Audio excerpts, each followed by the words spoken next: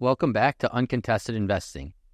Today's guest is Brian Valdivia, founder of Beltway Lending.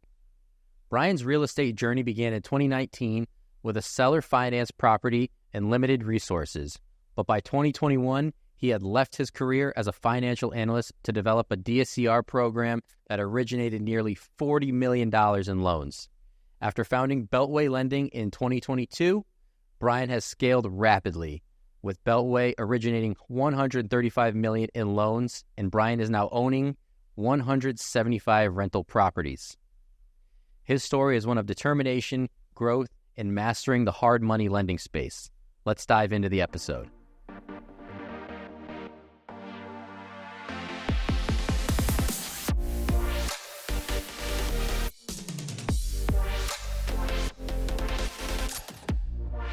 Welcome back to another episode of Uncontested Investing. Across from me today, joining us in the studio, Brian Valdivia, owner of Beltway Lending. Brian, thank you so much. I'm excited for this interview. I know you're going to bring a lot of knowledge, a lot of insight, a pretty impressive success story, if I'm being quite honest. So I'm really looking forward to hearing your journey, some strategies for success, and how you operate within the industry. I'm really looking forward to this one. Very cool, man. I really appreciate the opportunity to be here, and I think I'm going to try to pack as much value into this as I possibly can for you. You hear that, audience? Stay tuned. We got value on the way. Brian, the best place to start is definitely your foray into the industry, right?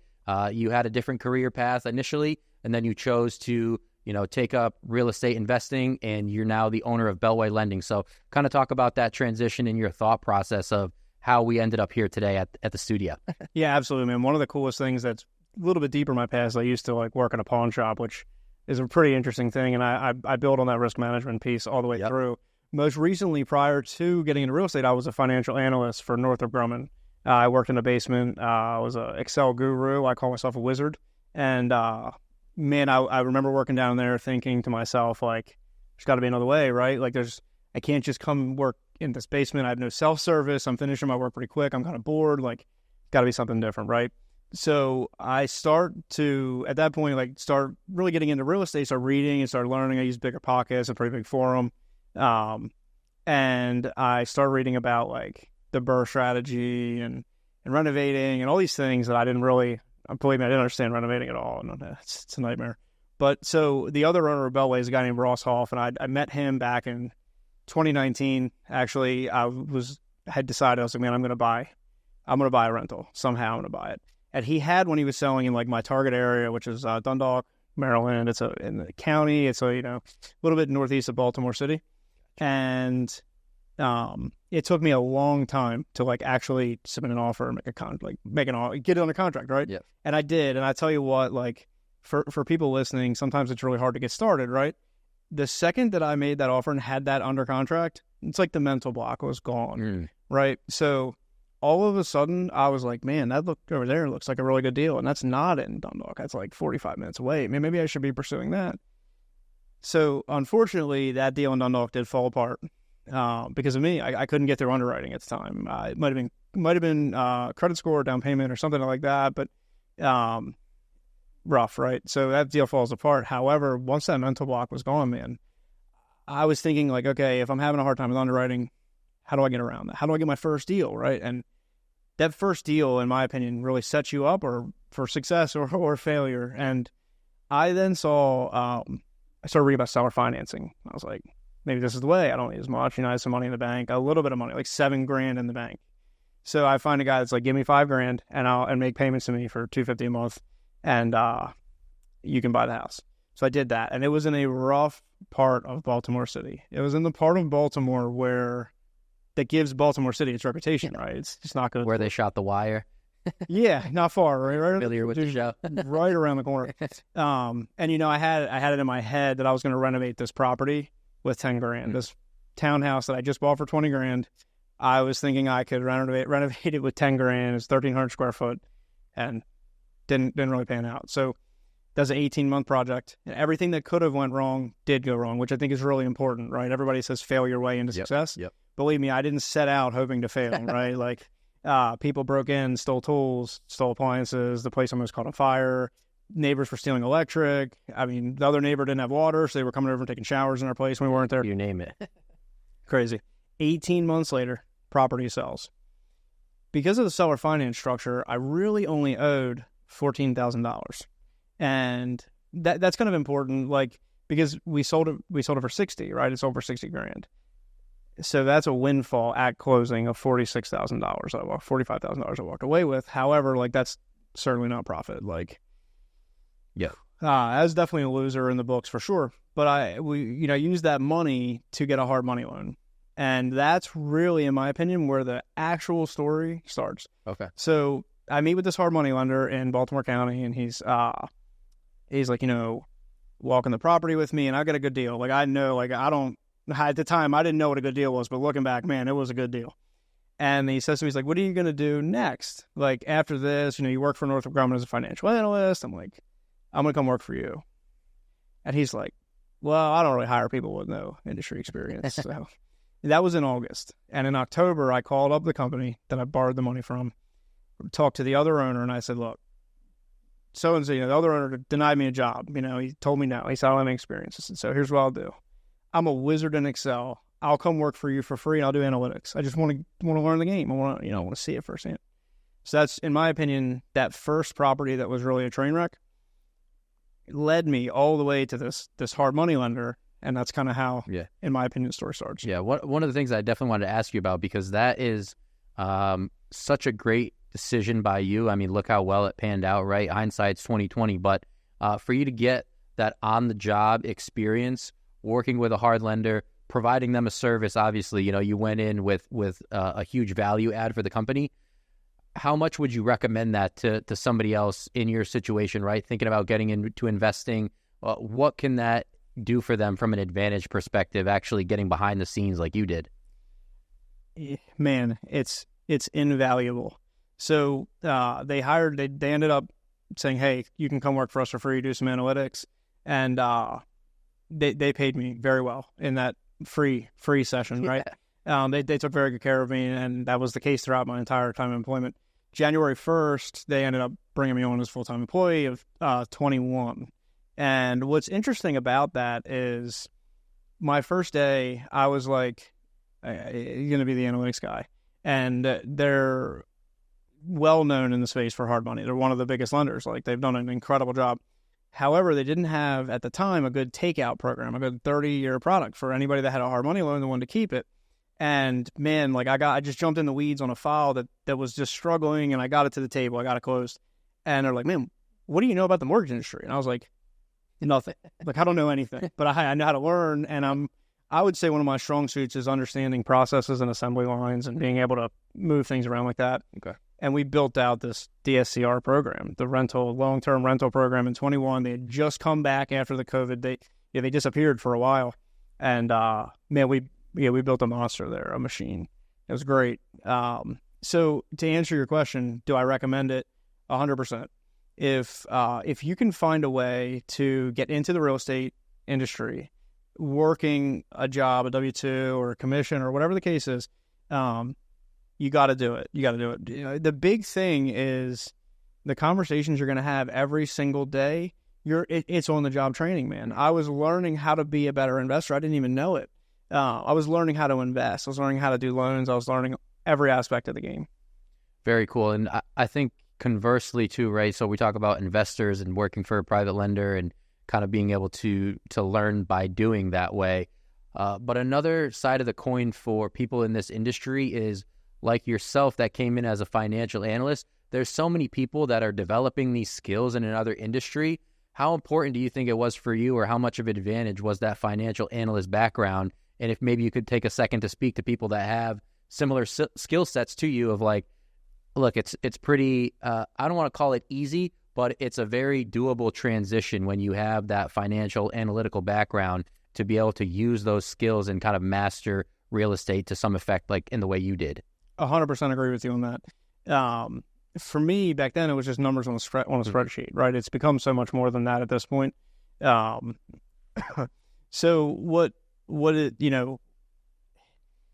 when you're analyzing a deal, man, you're looking at purchase price, area, rehab, and all the holding costs and all the variables, right, that I didn't even know exist back then, like BGE, utilities, all that. So yeah, I could hone that in, right? I could look at numbers and see it on my right hand, right? I could see, okay, these numbers make sense to me.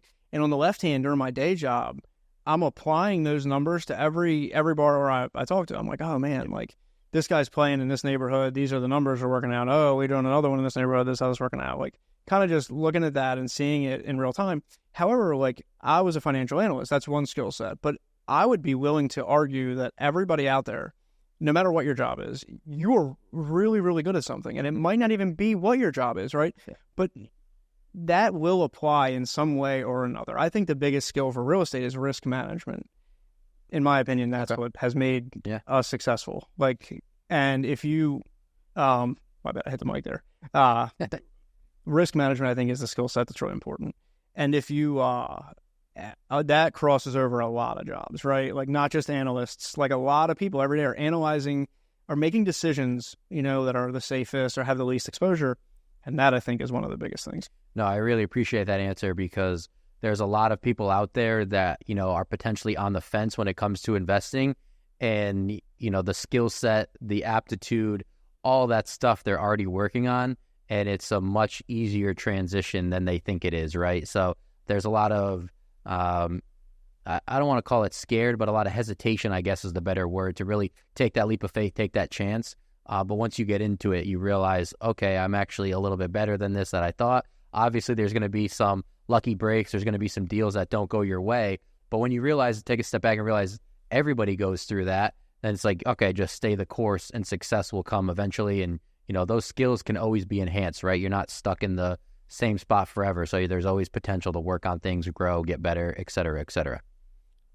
I think the next question I want to ask you is, going from somebody that was initially an investor, then you worked for a hard money lender, and now at Beltway Lending yourself, you're kind of you're in a professional setting, but you're also investing on the side. So you have to oversee employees. There's a lot more responsibilities. What are some keys that you like to hone in on when it comes to overseeing, running a company, some maybe tips and tricks in that regard?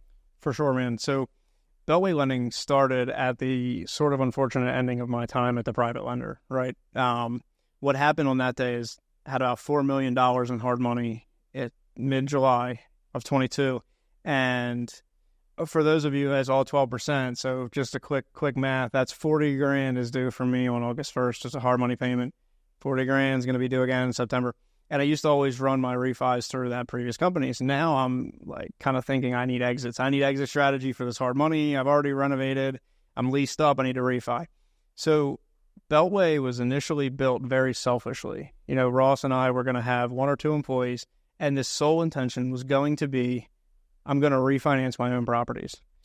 Me, him, whoever, maybe like one or two of our friends type of thing. And that right there, that volume is enough for a normal paycheck. Like you can survive. The volume I was buying could survive.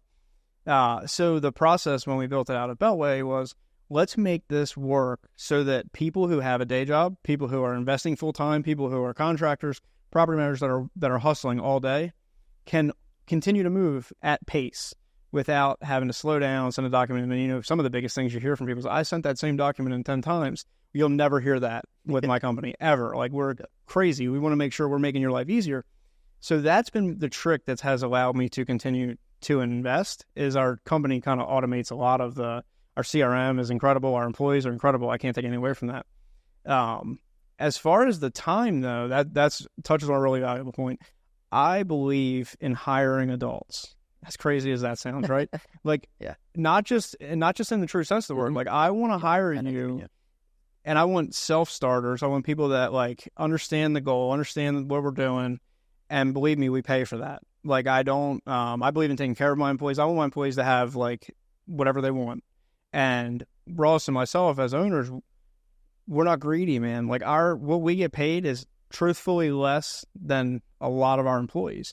And that's perfectly fine with us because it affords us the time to work on the business, not in it.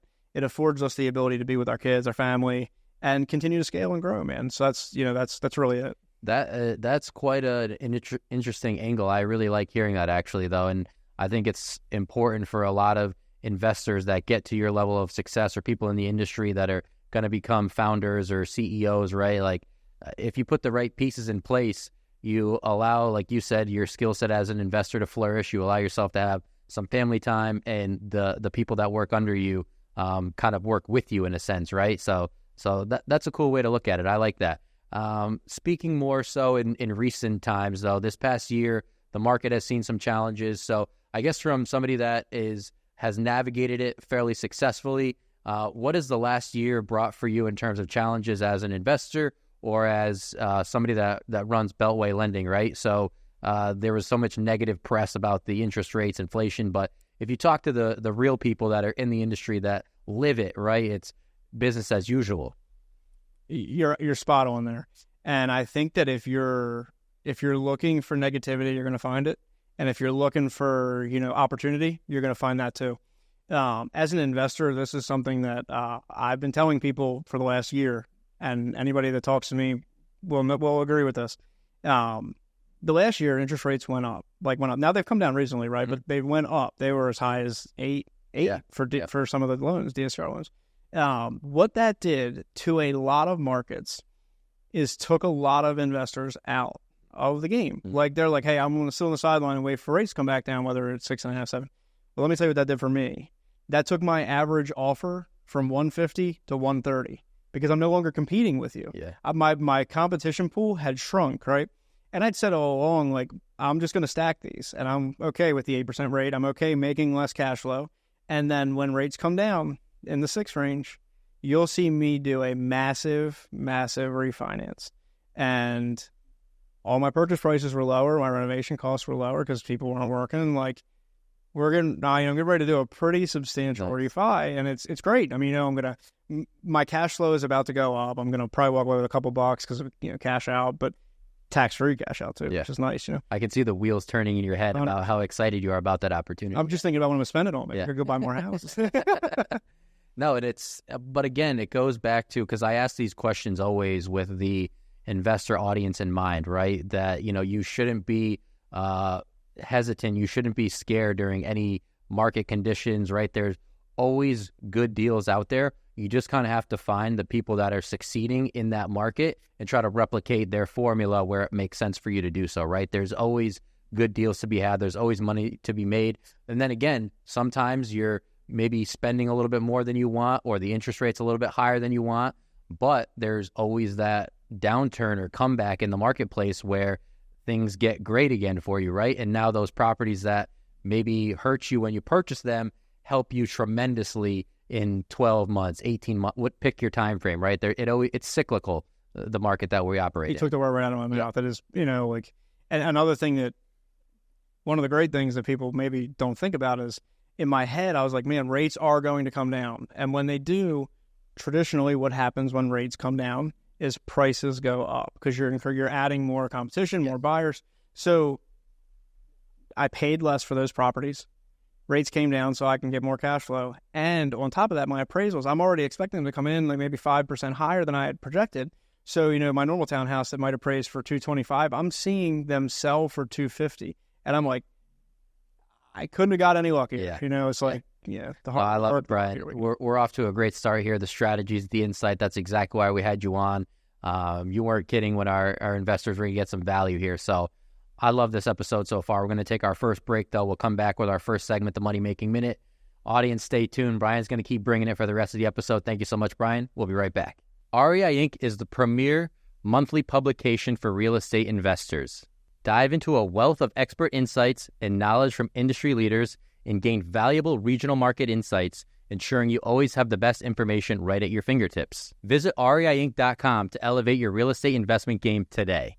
And we're back with this week's guest, Brian Valdivia from Beltway Lending, the owner of Beltway Lending. Brian, it's time to put you on the spot for the first time, the Money Making Minute. I appreciate your insight, but we're going to get some advice from you for our investor audience, right? So any investment strategy, any advice, an app, a skill, a daily part of your routine or a habit, something that you think contributes to your success that you'd want to share with some of our listeners that can help propel them to success in 2024 and beyond. Let's hear it.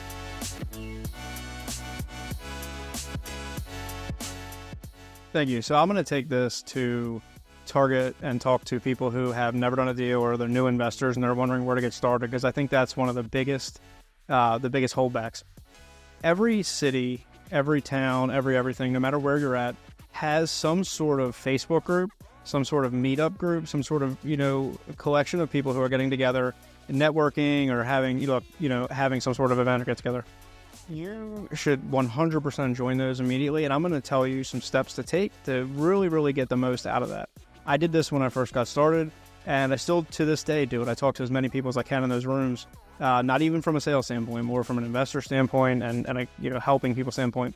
So when you get in those rooms, it's going to be a little overwhelming at first. There's going to be people at every walk. You're going to have people who have never done a deal, people who have done 5 deals, and people who have done 100 deals. You might even have people in the room with more than 500 rental properties. So I would start in an area where you're most comfortable, which is probably going to be talking to similar people who haven't done a deal or have done very few deals. Your goal there is to kind of just start listening to them, hear the problems they're having, hear the words they're using, everything. Because then, before you know it, you'll be talking in the same language, right? You'll start to understand it. I remember not knowing what ARV stood for, right? And you're going to hear problems that they're having with their tenants or their property manager or renovations or lenders, all of that. You want to just start hearing it, start well-versing yourself with it, then go home and do some more research. Another thing in that room, and you might not believe this, but you are really good at something. I alluded to this earlier on the show. No matter what, you have a skill set that may or may not help someone in that room. And the second you can bring value to someone else, with an act of reciprocity, they're going to bring value to you. And that could be bringing you a deal. It could be helping you with, lending or construction. Everybody's going to be in that room, and find the right people to talk to. Find the contractor that everyone's using. Find the property manager that everyone's using. Hey, what area are you seeing a lot of your investors buying? Hey, what does a rehab look like on one of these standard townhouses? That is a really good way, I think, to start infiltrating these rooms and to get yourself from 0 to 1 and then 1 to 2. And obviously, as you do it, you're going to become more comfortable with it. And then before you know it, you're going to be in this room and people are going to know who you are and they're going to want to talk to you. And one thing I would say that I'm really big on is at that point, I think it's very important to give back. You got to help the new guy get started, because don't ever forget what it's like when you close your first deal, when you make the first deal and you sit at that table, you're terrified. I was terrified. So help someone else get started, and believe me, it's going to keep going, and you're going to learn so much more just through teaching as well. I think that's the advice I would give. I think that is something that was instrumental in getting us off the ground. And again, we still do it every day. We still do it I feel like every week we're at another meetup, we're at a happy hour, and I'm not there to sell, man. I'm not there to sell loans or anything like that. I certainly could, but I'm just there to make new relationships and see who's got value that I can have, how I can help.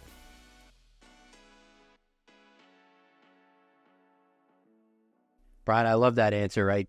A lot of people have given some solid money-making minutes, but when it's actually actionable advice, it's something that the guest themselves has done. I think it really resonates with the listener, so I do appreciate that. And taking it one step further, when you're talking about these networking events, what happens there is you meet people that become connections that maybe they don't help you the next day, maybe they don't help you next week, but before you know it, you're working with these people, you're seeing them consistently at these meetings, and it can foster a natural connection that can help you months, years down the road and just become more and more successful. Any connections come to mind for you that you've met maybe at these networking events? I got a great one for you. I swear they're not paying me to say this. Okay, so I swear. Disclaimer. I went to an event in Atlantic City, and there was a guy. We had just started. Beltway Lending was just starting to as a lender through RCN, right? And I walk in, and there's a guy named Jeff Tesh there, right? And talking, and I'm like, hey, my name's Brian. We started selling loans through you. And he goes, oh, nice to meet you. Your processor used to work directly with me. She's awesome. We take a picture for her. Yep. I would be willing to bet that after that, he completely forgot who I was. However, I saw him a year later, right? And at that point, we had the stronghold. I think we originated a lot of loans through RCN. And I ran into him again. And that time it was like, hey, Brian, it's good to see you.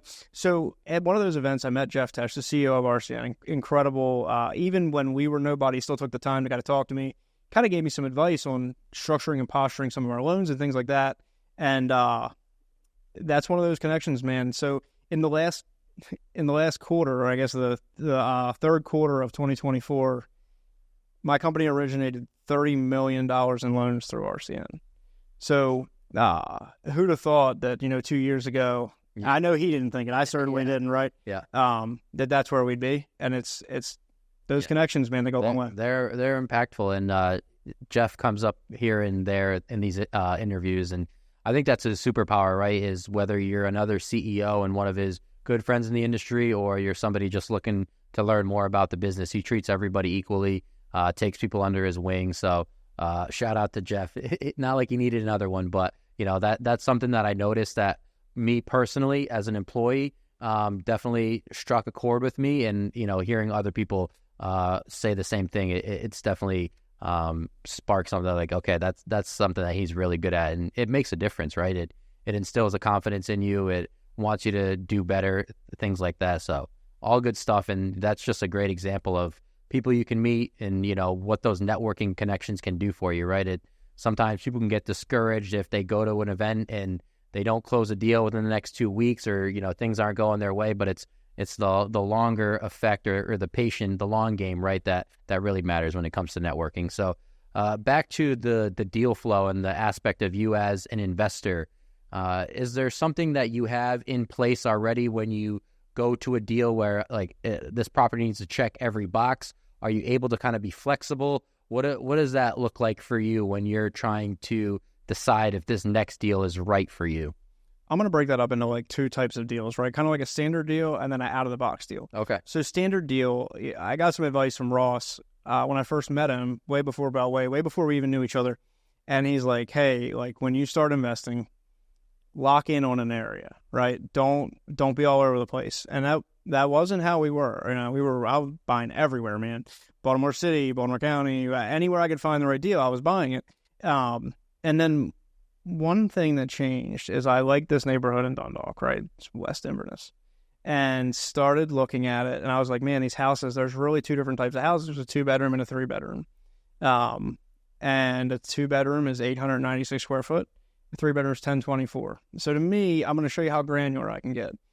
Ross said when you lock in on one property type, one neighborhood, etc., you'll be able to standardize everything. So at this point, I know when I look at a 2-bedroom, 896 square foot house, that it's 17 cases of flooring. Mm-hmm. I know it's, $1,800 in kitchen if I'm turning it over. Yep. I know that I can average turn one of those over for about $18,000. I know a 3-bedroom is going to be about $23,000. And the answer to your question for a standard deal is the numbers have to work, right? There's not a lot of flexibility there. Purchase price, rehab, ARV, future rent, those things. However, a lot of my holdings are in one neighborhood. I know what the rehab's going to be without even walking in the property. I know what the ARV is. I know what it's going to appraise for. I know what that neighborhood's going to appraise for, right? And I know what the rent's going to be. And you're talking about, I have more than 50 in one neighborhood. So, when I get an appraisal that's way out of line, negatively or positively, I'm like, man, something ain't right here. Even if I get a 250 appraisal on that, I'm like, he was looking at something. Yeah. So for a standard deal, numbers matter. Numbers got to check for me. For an out of the box deal, that's where I get a little bit more fluid, right? And you can't do this in the beginning, but you can do this down the road when you have cash flow. So cash flow solves a lot of problems. And here's a good example. I looked at a deal on the water. It's a weird single-family house, kind of small for the neighborhood, but it's on the water, waterfront, and they're not making any more waterfront property. You guys know that's kind of valuable everywhere, right? And it was more expensive. And with the rehab, my all-in cost would have been more than I would want to be in for. However, I knew with the rent, I'd probably break even if I was on a 30-year loan. So I'm just sitting there thinking, do I think it's going to appreciate? Am I okay breaking even? When you break even, there's a lot of problems that can happen, right? Break even means that one major maintenance issue is I'm not breaking even anymore, right? So I opted to buy it, make it a long-term rental at break even, or just barely above break even. I mean, it barely. And here's my strategy with that. I'm going to hold it for 5, 6, 7 years, maybe more, maybe less. And then I plan on selling it, and I'll likely do a 1031 exchange at that time because that property, I already had good equitable, I have good equity in it. It just doesn't cash flow real well. So when I go to sell that, you're talking about a pretty good, I'll make pretty decent money on it because of my equity, and that'll allow me to maybe springboard into something bigger. So maybe a small commercial strip, which isn't really in my wheelhouse. Mm-hmm. But that kind of gives me the capital to do that without without anything crazy, without crazy expense out of pocket. So that's the non-standard deals. I think you got to look at the non-standard variables. Yeah. Location, appreciation, tenant class. At the waterfront, the tenant we have in there is like a doctor or something like that. Yeah, that's crazy. It can serve a purpose too, to kind of get out of your standard way of doing things, right? So as long as, like you said, there's a plan in place and there's a reason for coloring outside the line, so to speak, you can do it successfully. Very specific examples too, which I love there. Going into the detail, the same neighborhood. One of the things that is most impressive about you is you take dominating your local market to another level, right? Like 50 neighborhoods or 50 houses in a certain neighborhood or a certain zip code. It's definitely very impressive. How much do you recommend that aspect of being local, being knowledgeable with the surrounding area? Do you see too many times people kind of trying to go cross country with investments or across state lines? Where do you stand on being local versus trying to stretch your parameters and stretch where you're investing? Whatever the team that we work with, we started local, right? And I say the team, the contractors, my property manager, that type of thing. I'm not an I guy, man. I didn't do it alone. Exactly. Yeah. So everything was local in the beginning, and that was really important. And a really weird variable is the growth ability. Hyper local allows pretty good growth because when someone sees that you're buying in the same neighborhood over and over again, believe me, in that zip code, I'm getting some of the first calls before it's ever out there, right? And I'm getting to make offers with no competition because everyone knows I buy that area pretty strong. I did venture out a couple hours away and bought something. I have a small group of holding, a couple properties further away, and it really started on a whim, actually, because I always said to people, like, I'll help you get started with nothing. And they're like, dude, where you're at, like, you couldn't do that. You can't relate anymore. Mm-hmm. And I was like, pick a neighborhood. Pick a town, and I'll do it all over again. And I did. And I bought one, and then I talked to the neighbor, and the neighbor had a couple properties, and before you knew it, I had 10 in that little community. Yep. Dumb luck. But it's important to talk to people, right? Like, and it's challenging to be 2 hours away, let alone like halfway across the country. Now, for some people, like buying turnkey properties in, a lot of people that live in California, the cost of a property in California is dramatically different than the cost of a property in Baltimore. So, and the income in California is dramatically different than the income in Baltimore. So that's actually a really good strategy for some people. Buy turnkey, hire a property manager, and that works really well for some people. So to answer your question most clearly, I think it's about consistency. In real estate, there's 100 strategies, right? And they all work if you're consistent and do what you set out to do over and over and over again. If you change strategy over again, like you're going, it's never working for me. Well, you were going to buy turnkey and then you tried to refi it and you're doing these things. So. Yep. Okay, that's great. Yeah. So transitioning back to Beltway Lending, I've got to imagine your skills and your experience as an investor set you up for success to operate Beltway Lending. Is there anything else that you can pinpoint that you guys do really well, like level of service, local knowledge? Like what other aspects make this company something that you're extremely proud to be an owner of? So just because you're in the mortgage industry, like, because I consider Beltway kind of in the mortgage industry, right? Like it's investor only, but like we're still in the mortgage industry, But there's niches to it, just like there's investor stuff and there's homeowner stuff and then there's hard money and things like that. So what I think Beltway will really set itself apart is because my sales guys, we call them sales guys, not really LOs, I guess same premise, right? They're in the game. Brian Ash on my team owns rentals. Tim on my team owns rentals. Angelo on my team owns rentals.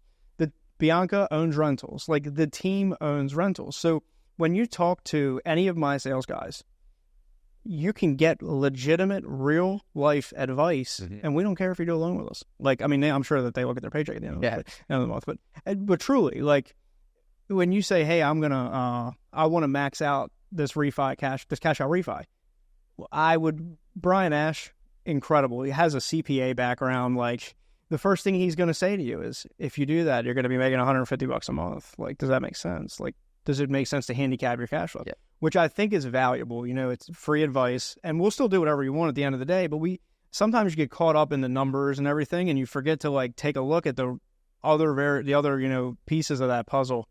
And then, on our operations side, I teach very clearly, our whole team does, like, to understand the intricacies of an investor loan.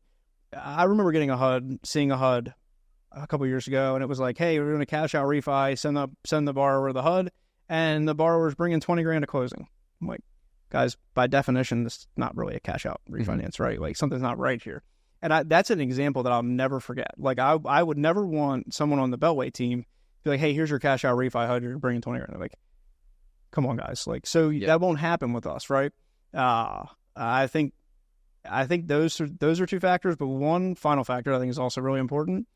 I make my managers actually like work alongside the team. So Tim, my sales manager, is still selling. Now he's incentivized differently, obviously, but I still want him to sell a few files a month because it keeps him fresh.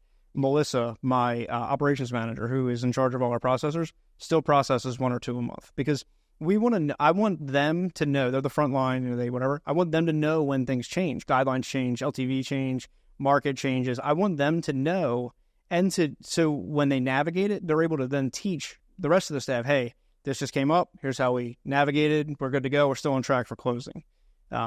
Those 3 factors definitely set Beltway apart. I think that's really an interesting way from hearing it is what you've done is combine street smarts and book smarts, right? You're out there still practicing, investing. You have people on your team that are living the work and doing it, boots on the ground, so to speak. And then you have training on the back end where people are learning the ins and outs, the nitty gritty, whatever you want to call it. So very interesting strategy there. I like that. I got to say, Brian, you're batting 1,000 right now. These answers have been great. We're going to take another quick break. We'll be back with Deal Breaker, Deal Maker. This episode's been great. Stay tuned, everybody. At RCN Capital, we know that time is money.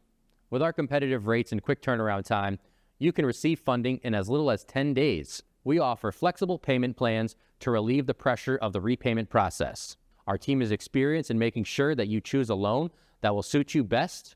So get on the phone with a loan officer today by emailing info@rcncapital.com or clicking the link in our bio.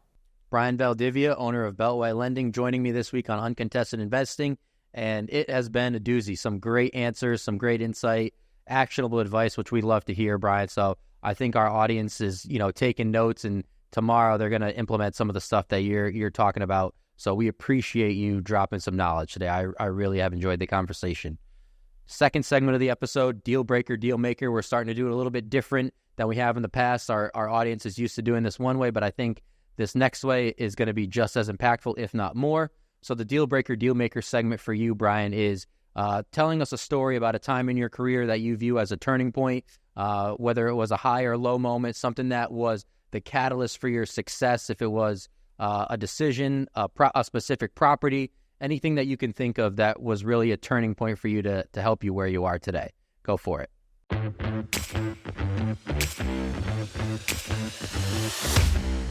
I'm gonna jump in and talk about kind of the inception, the birth of Beltway Lending.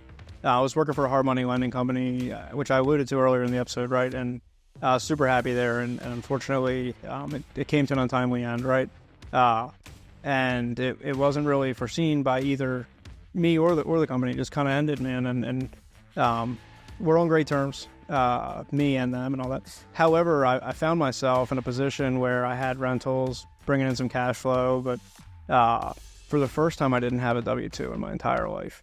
And I had to decide if I was going to bet on myself or if I was going to go get another W-2 job, right? Like, so what do you do in that situation? I was fortunate to have Ross, partner of Beltway Lending, in my corner, and 2 other guys actually that I'm still really close friends with were there, I guess, at the exact time you need it, right? That voice in your head. And I decided to bet on myself. And, I mentioned earlier Beltway was going to have a pretty small footprint. We wanted to have 2 employees, do a handful of loans. And then word got out because people that I had always been there for and had their back, well, they had my back. My contractor and my buddy Nico, man, they told everybody that I was crushing refinances for them. I closed one of them in like 13 days. was like unheard of for a DSCR refi. And by October 1st, I had one employee. Her name's Lily. She's incredible. She's always had my back, just like Ross. And but we had a $15 million loan pipeline that we had to figure out how to close loans. Ross always gave the analogy of like, imagine we're like a lemonade stand right now. He's like, it's time to hire. And I was like, really against, I didn't know. I've never had employees or anything like that. And he's like, right now, you and Lily are giving out lemonade. And we got a line wrapped around the building. And we need more people. We need more people to help us make and give out lemonade. What a crazy example, right? But we hired 2 people in October, and we scaled Beltway. We hired one of those people was actually Tim, who runs our whole sales team now. In January, we hired another sales guy, and then in June we hired another one. And right now we're at 20 employees, and it's definitely a different landscape than I would have thought. And I'm really happy that I decided to bet on myself and bet on our team versus the alternative of taking a W-2 and figuring that out. Love hearing when stories of people that bet on themselves end up coming good, right? Like you were down on your luck a little bit, had to make some tough decisions. The W-2 was the easy way out, right? So to take on that challenge, and I mean, to where you are now with your own investment portfolio and Beltway Lending, that is the definition of a turning point, a deal breaker, deal maker. So kudos to you. As it pertains to Beltway Lending, though, specifically, I've got to imagine, as you mentioned, getting up to 20 employees, it probably won't stop there, right? So are there any goals, anything that you have your sights set on? I know it's very tricky when you're just dialed in and doing a business day-to-day from a day-to-day perspective, but is there anything long-term that you have your eyes set on in terms of the next goal for Beltway? Yeah, absolutely. So Beltway brands really have like 3 entities. We do the broker stuff, the correspondent lending, like we're our relationship with RCN. We do a little bit of hard money internally. So we broker a lot of that to RCN, obviously. But we lend our own money as well. Ross and I and Angelo put our money into deals. And that's gradually grown. That's at a pretty good place. We take on outside investors, just most standard practice, And most recently, we actually launched what's considered an agency broker mortgage shop. So we're doing like homeowner stuff, conventional, FHA, USDA, VA, all the normal homeowner loans. So if I had to give you like a 5-year, let's just do like a 3-year and a 5-year, I like Beltway Lending, my broker shop for investors, to continue organically growing. We don't do a ton of paid advertising, which I think is really impressive. It's all been organic growth. Employee-wise, we'll probably add some more salespeople in the processor as we continue to scale. 20 employees feels like 2,000 for anybody that's never managed people. Let's be honest, right? I mean, the hard money side, we're looking to get that to somewhere around 20 million on the street, pretty small, like small shop, family shop. And then the mortgage side is probably where most of my intent is getting that going and growing. We're 3-4 months in, and it's been really great so far, right? Like, had to get licensed, had to staff that differently, and it's a different animal altogether. It's easy for me to go talk to an investor and like talk shop with them and understand the game. That, man, you gotta have agent relationships, you gotta have buyers, you gotta have all of it, right? So it's a little bit different, leveraging relationships, but that's going to be where our intent is. Nice. No, I like having those conversations because it's so apparent to see from someone who's an entrepreneur, somebody who owns a company. There's a certain restless spirit that is intuitive, or that just comes with it, right? So it's one of those things where it's almost a blessing and a curse of, yes, we've achieved success, but there's always more. There's always different avenues. There's always other people to help, other problems to solve. So, the grind really never does stop. What I think is really interesting about the Beltway brands, right? Beltway Lending, Assets, and Beltway Mortgage is I think it's like really well integrated across the lending platform, right? Like if I'm working with an investor, I can now help them with their house. Yeah. If I'm working with a homeowner that is like dabbling in the game, I can help them. Like I've almost built a one-stop shop for the financing of real estate, which is I think is pretty great. I'm really happy with that. And no small feat. That's awesome. We've talked about advice for newer investors. You took some time in the Money Making Minute to give some really good actionable advice, as I mentioned. The other thing that I wanted your expertise on is somebody who is a parent, someone who has a family. There's a lot of obligations there. And as you mentioned, you do a lot with your companies. You do a lot of different things. So I guess just take some time to give some insight or advice to people that are trying to do this, right? There's so many people on different levels of their journey, but at the end of the day, you can't forget about that family aspect of it. being a parent, raising kids, that comes with challenges of its own, I imagine. It definitely does. So I have 2 children, 2 sons. I have a 4-year-old named Dane. He's actually turning 5 in December, and I have a 5-month-old named Grant. And my wife, obviously, Natalie, she's incredible. They're number one, man. They're number one. It's always number one. And the way Beltway is built, Ross beat it into my head in the beginning. We are working on the business. We are not working in the business. We are working on it.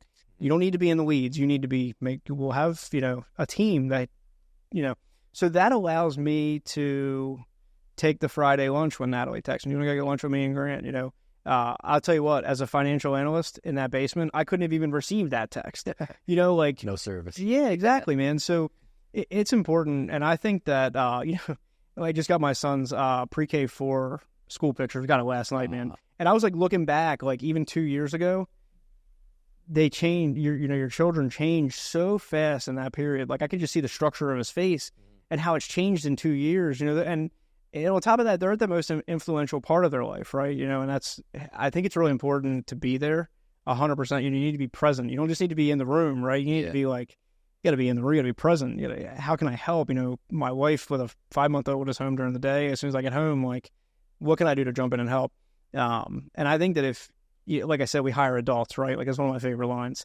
I have people that I'm confident that Lily, Tim, Melissa, the people that are managers or better at Beltway, that if you came to them in my absence and asked them a question, I believe that their response and their action would be very similar or very close to mine. And if it's not, I would be okay with what they chose, because that's kind of how we have built this. Yeah. Yeah, I think it's some more great advice too, and it can serve as a warning sign for investors or professionals in the industry, right? If you're getting to that point where you can't have that work-life balance, you can't be present with your family, as you said, it's not just enough to be in the room, you have to be present. That's when you need to start thinking about partnerships, thinking about expansion, bringing other people on your team, and taking some of that weight off your shoulders. Because at a certain point, that means that you're also getting pretty successful, right? If real estate investing has begun to take over your life or consume you a little bit, that means that you're probably doing it right. So it's time to get a partner, get an employee, get an assistant, any of those, check any box you want there. But somebody that can help you take a little bit off your plate so you can get back to being a person, not being an investor, right? That's really great advice. And a lot of people will tell you that a lot of partnerships fail, and I'm sure it's a pretty high percentage. I actually have a partner in almost every aspect of my business. Every business I own is a partner. And, I use Ross, for example. He brings something that I could never do. I can grind, and I can sell loans, and I can teach, and I can do all that. And I can build processes and all those things. But the way he sees our brand and our growth and how we grow and our culture, which I think is most important, right? We want people... Look, we've all had a boss that we loved, and we've all had a boss that we've hated, that we feel like we worked very hard for, that just didn't get noticed, right? Mm-hmm. And in that second scenario, we hated showing up for work, right? I don't ever want that, man. I want people to wake up and not even feel like it's work, right? I want the environment to be exactly what you want it to be. And Ross has done an incredible... I mean, you guys, if you creep our Facebook or any of our social media, you'll see people losing bets, running around intersections in chicken costume. There's a flamethrower, and so it gets pretty crazy. I mean, it's a fun work environment. Yeah, there you go. A little bit of entertainment mixed in. It's only right. That's what social media has kind of become, right? You can't just be saying the same thing over and over, the same thing that every other company is saying. You got to mix it up to stand out. Yep. I actually laughed because we were up at RCN almost exactly a year ago, and I had the core group of my team. There was actually me, Tim, Lily, Melissa, and Ross. And we left after the first day. And look, we're happy-go-lucky. We're a loose team. We have a lot of fun, but we work very hard when it's time to work. And I remember leaving there the first day thinking, man, everybody at RCN right now, they're trying to figure out how we actually close loans. They think that we're just these guys off the street. Yeah. And then I'm sure enough, the second day when we had to, because we missed the whole day, we're in there grinding. People are coming in. Everybody's running calls. I mean, I run calls myself. I think it's really important that you have fun at what you're doing and that the workplace is good. What Ross has accomplished is nothing short of incredible. That's awesome. And I like bringing it back to a personal touch with every episode. Some people do answer this question as family, so I will allow you to double down if you need to. But I love asking people that are reached levels of success that you have. Is there a passion project? Is there something that they do outside of real estate investing or owning a company, right? Something that refreshes and recharges their batteries that they think makes them better in this space. Is there anything like that for you? I have like kind of two things. So I have a hobby, right? I run, and that to me is the reset, right? Like when I put those headphones on, and it doesn't look like it right now, by the way, guys. You know, we've all been. I eat pizza. I love pizza, but when I'm running, when those headphones, Gotta have balance, right? Yeah, gotta enjoy. That's why I gotta run. Go for the run. Yep. That's why I run is to eat more pizza. You know, but when those headphones go on and the watch starts, like I'm in that space. Like I'm not worrying about rentals, employees, lending, guidelines, rates, none of that. It all goes away. And then I come back when I'm 30 minutes later, 40 minutes later, an hour later.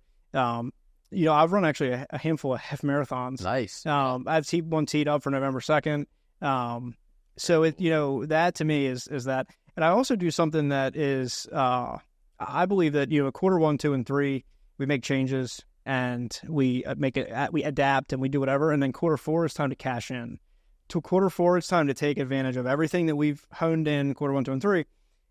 And I try to take off in November, not the whole month, and not like from like heavy lifting, but like I take a pretty long like weekend vacation, like a good Wednesday to Sunday where I don't work, which is one of the longer stints for me. I'll take a summer vacation too, but that November, I look at everything, and I've actually already talked to like I've talked to like Chris Dorn over at RCN. I'm like, hey, we should tee up a good call for this, like, and some everything like that. I want to look at what did the changes that we mess with, like how's it looking? Because it's like toward the end of November, then I'll step away for a weekend. How's it look, right? Like, are we there? And this is tied into work, but man, it's the least amount of work that I do probably all year, and that allows me to like refocus and everything for quarter 1 of the next year.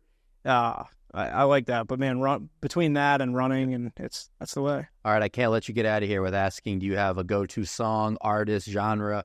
What happens when you press play? What are we listening to? It's not just a phase. All right. Now I listen to a lot of alternative music from high school that I listened to in high school. Oh yeah. So I like Fall Out Boy, Blink-182, Panic. I saw Blink-182 in concert. They were in Connecticut a couple months ago. So yeah, I'm in the same vein. I love all those bands. Yeah, man. It's not just a phase. That's core for me right there. That's like 7th to 8th grade to like freshman year of high school. Those bands and many more, I'm sure we have in common. I could listen to on repeat. It's about the same time frame for me. And then Ross, I tell Ross, I listen to these. Ross is 47, whereas I'm 33, and he's like, "Yeah, man, I was graduated." Yeah, I'm 31, so definitely some music crossover there. Yeah. All right. So the last thing to do, Brian, is just if there's any way that people can reach you, I'm sure our audience has watched this episode, and they got to figure out other ways they can reach out to you, learn from you. Figure out the way you operate and do business. Are you social media, LinkedIn, company website? Feel free to share that right now. Yep. Here's a couple things. So on Thursdays, I do something called AMA, Ask Me Anything. I set aside several hours every Thursday, every other Thursday. You can literally book a calendar appointment. I try to offer them like same week though, so I try not to get the same people in there. Book one. You can talk to me about anything. I don't care if it's real estate, business, or your personal life. I'll weigh in if I can, and I'll listen if I can't. Instagram, BVal9 is my handle. There's a lot of real estate content on there. You can get me on LinkedIn, our company webpage, beltwaylending.com. You can find my cell phone number pretty much everywhere. And if you can get through, man, I'll take the call. We can have a conversation. Awesome. There you have it, audience. Don't hesitate to reach out. We've got an expert amongst us in our studio. Brian, thank you so much for the time today. I'll let you get back to the number of different jobs that you do in your career. It's super impressive. To our audience, thanks for sticking around and tuning in this week. I'm sure you guys learned a lot. I know I did. We'll see you all in the next one. This is Nate Zielinski on behalf of Uncontested Investing. Cheers, guys. Thank you for listening to Uncontested Investing. Questions about today's episode or the podcast? Email podcast@rcncapital.com and make sure to follow REI Inc. magazine on LinkedIn and Facebook, and RCN Capital on Instagram, LinkedIn, and Facebook. See you all next time.